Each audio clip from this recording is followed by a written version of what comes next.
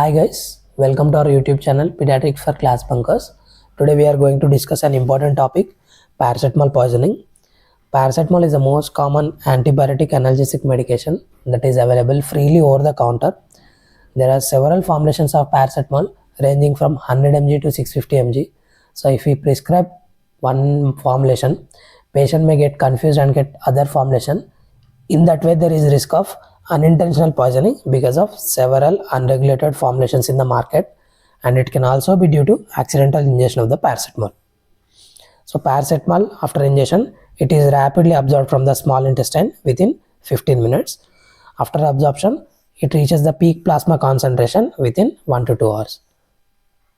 So important things are absorbed from small intestine within first 15 minutes and reaches peak concentration in 1 to 2 hours.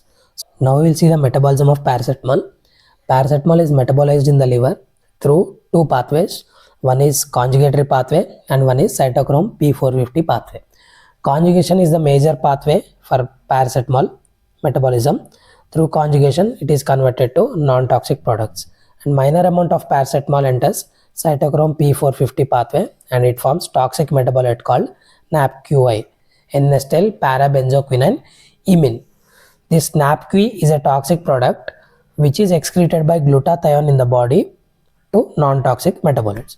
So major through conjugation non-toxic products, minorly through cytochrome P450 and forms NAPQI which is excreted by the glutathione. So whenever body glutathione levels are depleted, at that point there is accumulation of this NAPQI. So what this NAPQI will cause? NAPQI will cause local hepatic cell necrosis. So first it will cause acute hepatic necrosis and it will be absorbed in the bloodstream and it will cause renal necrosis as well. So acute tubular necrosis and acute hepatic necrosis are the toxic complications of NAPQI. What is the normal dose of paracetamol? Normal dose of paracetamol is 15 mg per kg per dose. You can give every 6 hourly. So in generally we will give 6 hourly, but we can give 4 hourly also.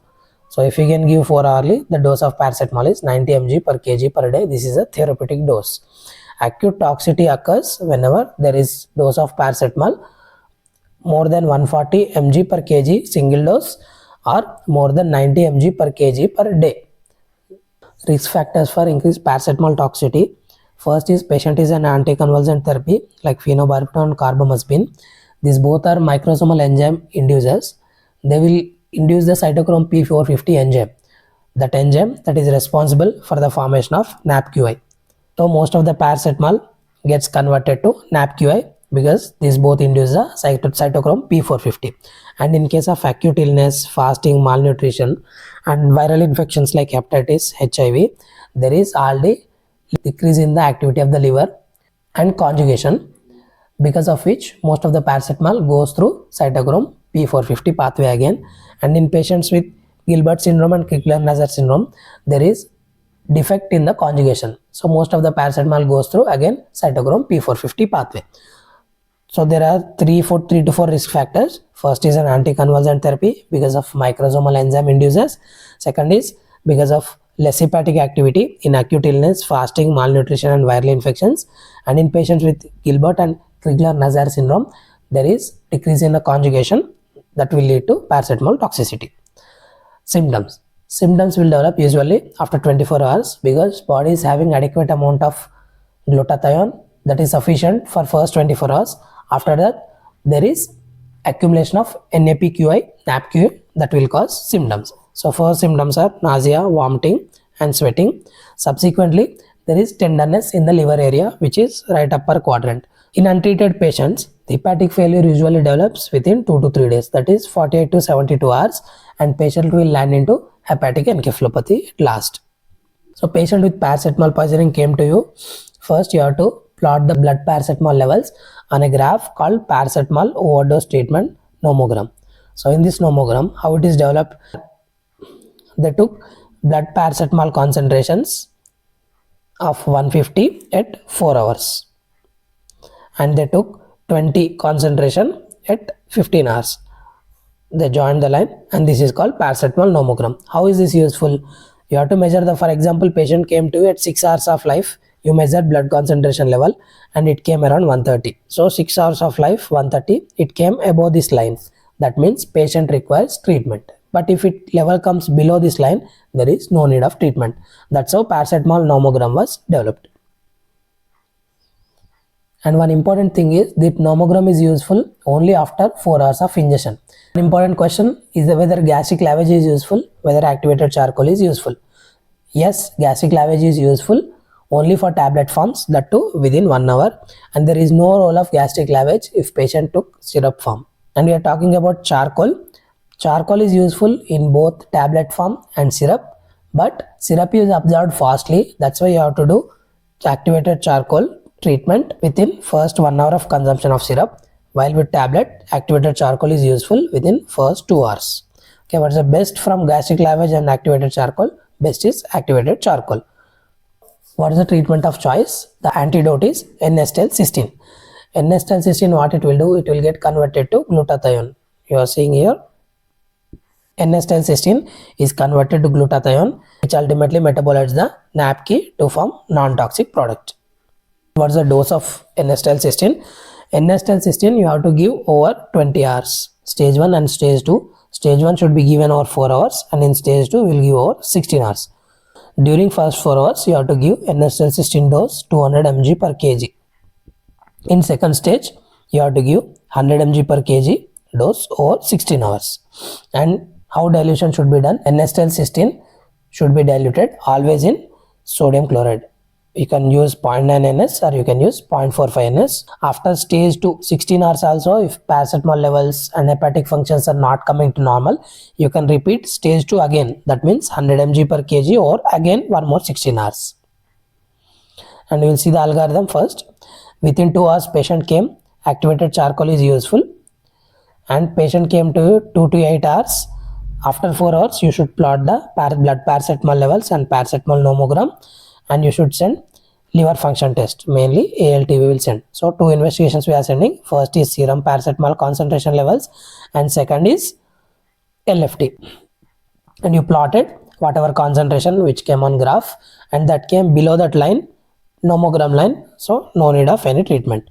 But if it came above the line, you have to see one thing, whether paracetamol concentration came double the nomogram line. So if paracetamol concentration comes double the nomogram line, you have to do is, in second stage also you should give with 200 mg per kg.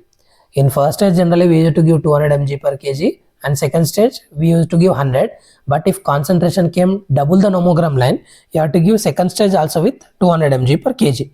But if concentration came above that line, but that is not double the whatever nomogram line is there, you will go for standard treatment guidelines, like first stage 200 mg per kg and second stage 100 mg per kg over 16 hours.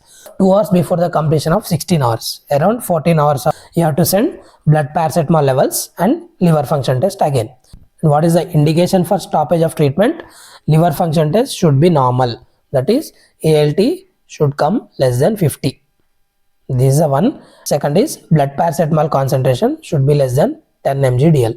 So there are 2 indications you can stop, that is ALT concentration less than 50 and blood paracetamol level less than 10. These are the 2 indications or 2 criteria to stop acetylcysteine.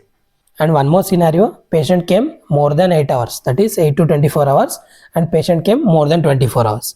So irrespective of blood paracetamol concentration, you just start acetylcysteine infusion, then you send blood paracetamol concentration and liver function test. And if liver function test came less than 50 and blood paracetamol levels are less than nomogram, don't do anything, just stop the NSA. But if the blood paracetamol concentration came more than 10 or ALT came more than 50, you will start N-acetylcysteine infusion as usual. And what are the side effects that can occur during N-acetylcysteine infusion? So generally minor allergic reactions will be there. You will give Avil and Hydrocort. Avil is antihistamine and Hydrocort you can give, and you will continue the infusion. While severe reactions like angioedema, wheeze and hypotension, it needs stoppage of infusion. After 1 hour of subsidence of symptoms, you will start infusion with half of the dose, and after half an hour, if patient is normal, you can go to full dose. So you stop the infusion, you wait for the subsidence of symptoms. Once symptoms are subsided, then you start infusion with half the dose After half an hour, if everything is good, go to full dose. So before 2 hours of completion of stage 2, you have to send blood paracetamol levels and liver and kidney function test. Blood paracetamol levels are less than 10 and liver function test ALT less than 50, then only you can stop the N-acetylcysteine infusion. Patient is clinically well along with LFT normal, RFT is normal and INR is less than 2. What is INR? INR indicates liver coagulation function. So liver coagulation function is normal means there is liver functioning is normal and paracetamol dose comes to less than 10. What are the indications of liver transplantation? For liver transplantation, the absolute indication is organ dysfunction. So mostly there is liver dysfunction and renal dysfunction. Whenever liver is affected, the main thing we will see to confirm is coagulation. So whenever there is INR more than 3 at 48 hours or any time INR is 4.5, that is an indication for liver transplantation. And whenever kidney is damaged in the form of oliguria or creatine more than 2.25, normal creatine is around 1, so creatine is doubled, that means kidney is gone, and patient is having persistent acidosis or lactate, that indicates encephalopathy. Whenever there is encephalopathy, there is acidosis because of hepatic failure. You can see in ABG lactate more than 3 and pH less than 7.3, acidosis. There is encephalopathy, GCS less than 15 and systolic hypotension, hypoglycemia. Whenever liver is damaged, there will be hypoglycemia and severe thrombocytopenia. These are the indications of liver transplantation. First is liver is gone, that is INR more than 3 at 48 hours or 4.5 at any time, and kidney is gone, that is oliguria or creatine double, and there is persistent acidosis because of accumulation of lactic acid. So lactic acid levels more than 3 and pH less than 7.3, and there is systolic hypotension and encephalopathy, hypoglycemia and thrombocytopenia. Majority of paracetamol poisoning do not require treatment. Patient can be discharged after LFT and RFT are normal.